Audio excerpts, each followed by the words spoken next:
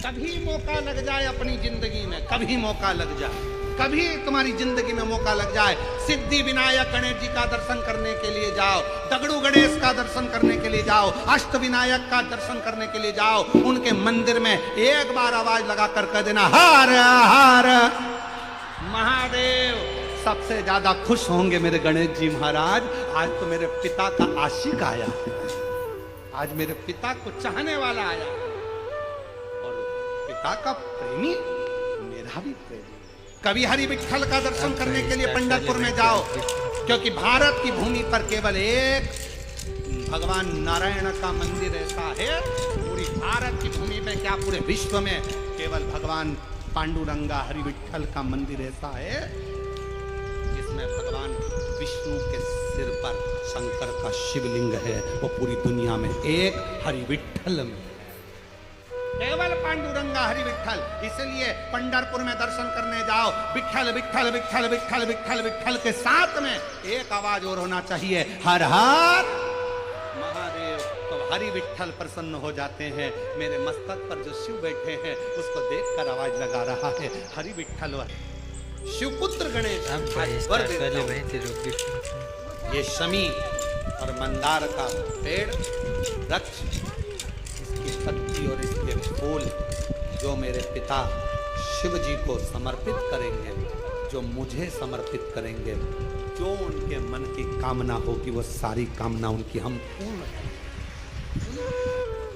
गणेश जी महाराज ने कहा देवता स्वीकार करे चाहे नहीं करे, मेरे भगवान शंकर और मैं मंदार के पुष्प को और शमी के पत्र को स्वीकार करेंगे। जो मनुष्य शमी के पत्र से हम दोनों की आराधना करेगा, मेरे पिता शिव जी की और मेरी आराधना करेगा, भूलवश भी शमी के वृक्ष का दर्शन बुद्धि में हो जाएगा। शमी के वृक्ष का यदि वो दर्शन भी कर लेगा, उस दिन 12 ज्योतिर्लिंग के दर्शन का पुण्य फल प्राप्त। यदि भगवान गणेश जी की पूजन और भगवान शंकर की पूजन दोनों जब शमी पत्र से करी जाती है तो शरीर में कैसा भी रोग भरा पड़ा हो, डॉक्टर ने कह दिया कि यह बहुत बेकार रोग है और ये रोग इसका पीछा नहीं छोड़ेगा, यदि आपको डॉक्टर ने कह दिया कि ऐसा है, डॉक्टर की दवाइयां लो, जांच कराओ, डॉक्टर को दिखाओ, रिपोर्ट लाओ, पर साथ में 7 स्थान बताए हैं जहां पर शमी पत्र को अगर चढ़ाते रहे चढ़ाते रहे चढ़ाते रहे तो वो रोग कितना भी बड़ा हो, आखिरी में वो रोग समाप्त हो ही जाता है। 7 स्थान बताए शमी पत्र। अब शमी पत्र के 7 स्थान तो बताएं, पर शमी पत्र की इतनी महत्वता क्यों है, मंदार की इतनी महत्वता क्यों है, गणेश जी की पूजन में, शिव जी की पूजन में इतनी महत्वता क्यों है? 7 स्थान पर शमी पत्र का वर्णन किया गया। 7 शिव महापुराण के वो 7 स्थान शिवलिंग के आप लोग देखेंगे, दर्शन करेंगे। ये मानकर चलिए ये जलाधारी है, ये जहाँ से जल बहता है वो स्थान है, ये शिवलिंग है। समझ में आ रहा है सब?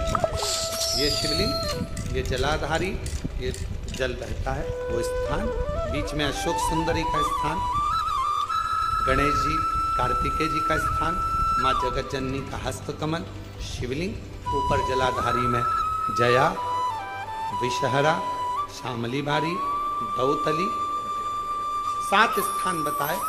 पहला स्थान अशोक सुंदरी का स्थान, द्वितीय स्थान भगवान श्री गणेश जी महाराज का स्थान, जहां गणेश जी का स्थान है सीधे भाग में, उस तृतीय स्थान मां पार्वती जी का हस्तकमल, चतुर्थ स्थान भगवान शंकर का शिवलिंग, चौथा स्थान, 5वां स्थान नंदी का उठा हुआ चरण, जो नंदी का पांव उठा हुआ रहता है एक आगे वाला, 5वां स्थान, और 2 शमी पत्र भगवान शंकर के सम्मुख में से अपनी कामना कर 3 बार पंचाक्षर मंत्र का या श्री शिवाय नमस्तुभ्यम का स्मरण कर वो शमी पत्र भगवान शंकर के शिवलिंग पर फिर समर्पित कर दिया।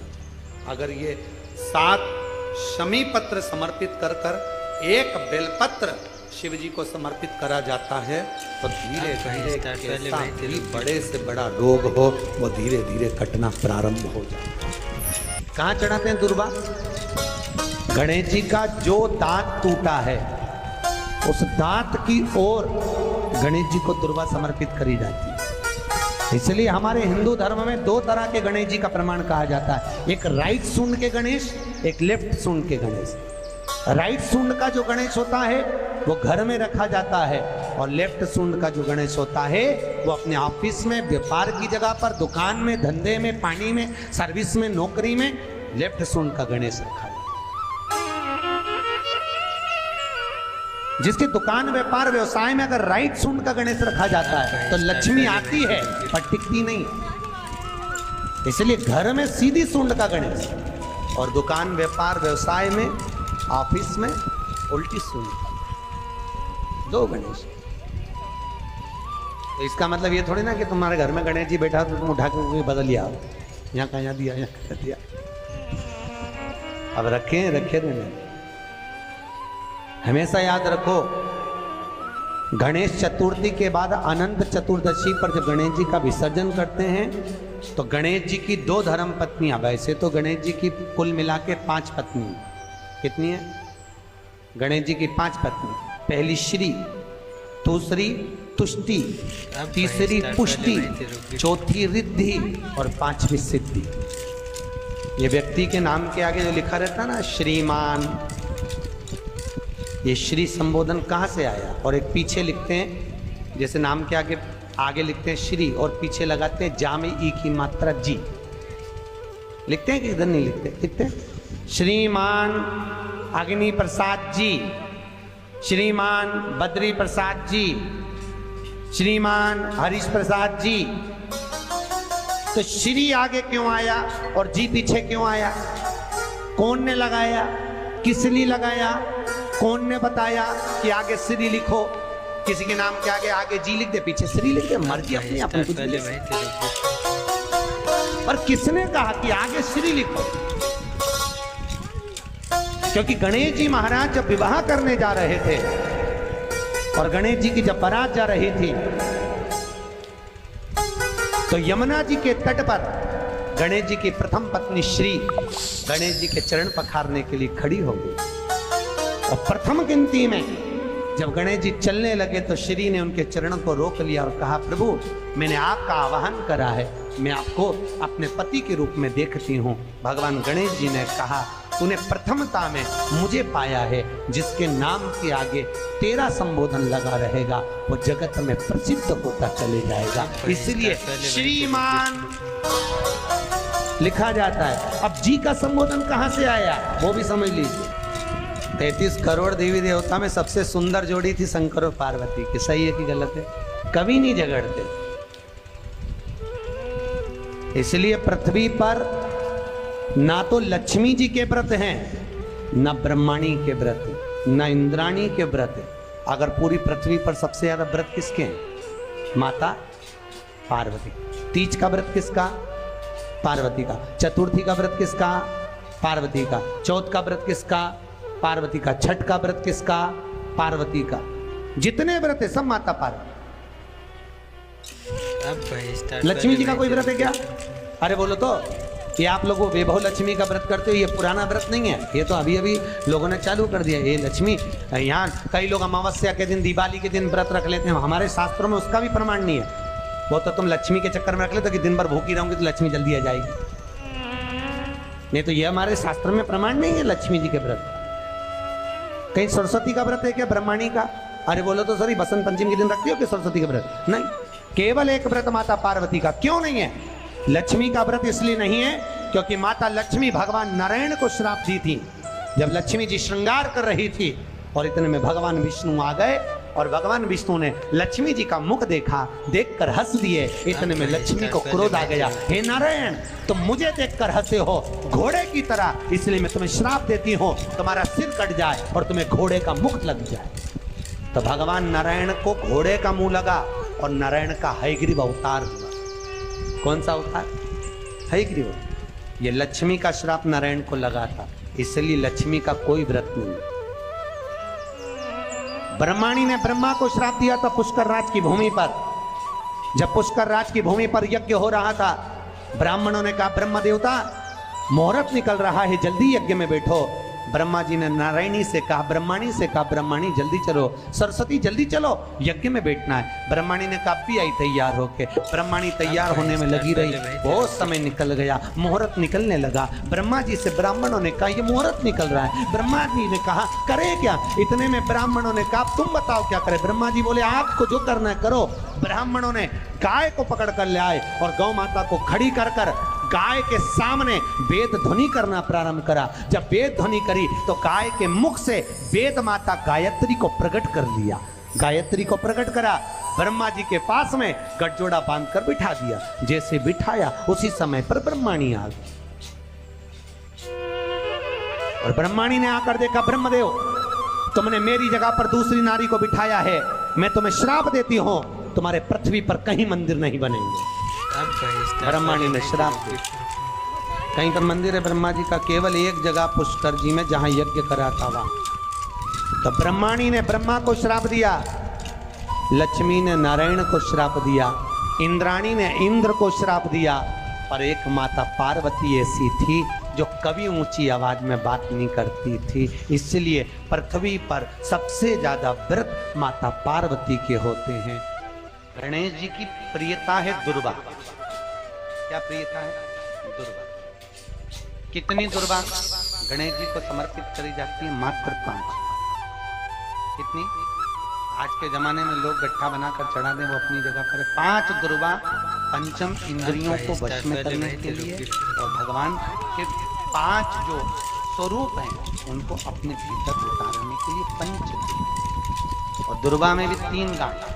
जब दुर्वा समर्पित करी जाती है तो उसमें नीचे दुर्वा की डंडी पर गांठ रहती है, 3 छोटी छोटी गांठें होना चाहिए। कितनी गांठ? जो भगवान को समर्पित करी जाती। जो बेटा बेटी नौकरी के लिए अप्लाई कर रहे हैं, जो बेटा बेटी चाहे सरकारी नौकरी हो, प्राइवेट नौकरी हो, सर्विस के लिए अप्लाई कर रहे हैं, उन बेटा बेटियों से निवेदन है दुर्वा शिव जी को समर्पित कर कर केवल दूब जानते हो ना? दुर्वा सब जानते हैं। दुबा जो माला पिनाई थी उसमें बहुत सारी लगी थी। अब भाई स्टार्ट पहले भाई तेरे रुक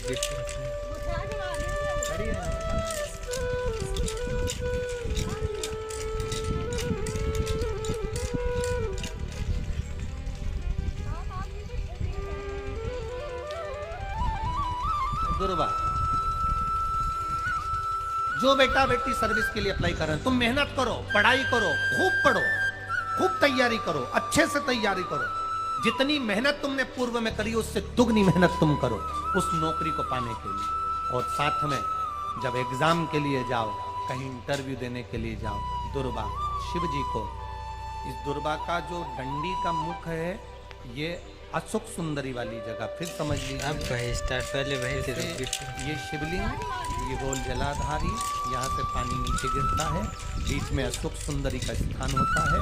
तो ये जो दुर्वा हम चढ़ाएंगे तो इसका डंडी का मुख शिवलिंग के पर चढ़ाएंगे तो ये शिवलिंग पर डंडी की जो भाग है वो अशोक सुंदरी की ओर हो गया और ये भाग इस ओर हो गया।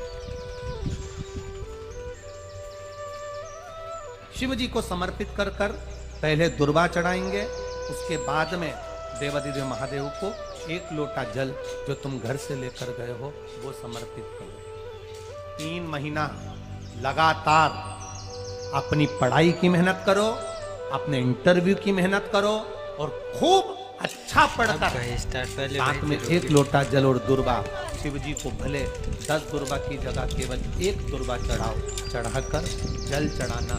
3 महीने तक लगातार बाबा से प्रार्थना करना। विश्वास करता है अगला पत्र तुम्हारा व्यासपीठ पर होगा, नौकरी निश्चित है। आप करो मेहनत, कर्म करने में पीछे मत हटना, पढ़ने में पीछे मत हटना, विद्या अध्ययन करने में पीछे मत हटना, अच्छी एजुकेशन पाने में पीछे मत हटना। पहले मेहनत अपनी करो।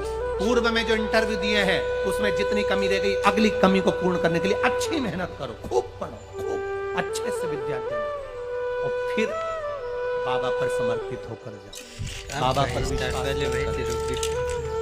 भरोसा पूरा कर कर जाना।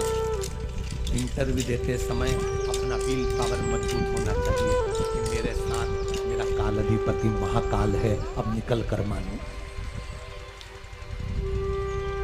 हम दुकान खोलते हैं, कपड़े की दुकान खोल रहे हैं, किराने की दुकान खोल रहे हैं, लोहे की दुकान खोल रहे हैं, भंगार की दुकान खोल रहे हैं, किराना की दुकान खोल रहा है, पान की दुकान खोल रहा है। हम दुकान खोलते हैं, पर दुकान खोलने से पहले तुम्हारे दो मन हो जाते हैं, चलेगी कि नहीं चलेगी। खोल तो लूंगी, चलेगी कि नहीं चलेगी। जिस दिन तुम दुकान खोलो, 1 महीने पहले, 2 महीने पहले, 3 महीने पहले बाबा को दुर्वा चढ़ाकर 1 लोटा जल चढ़ाकर नियम बनाकर जाना, 3 महीने बाद में दुकान खोल रही हूँ, 2 महीने बाद में दुकान खोल रही हूँ, और मेरा विश्वास कहता है दुकान चलेगी।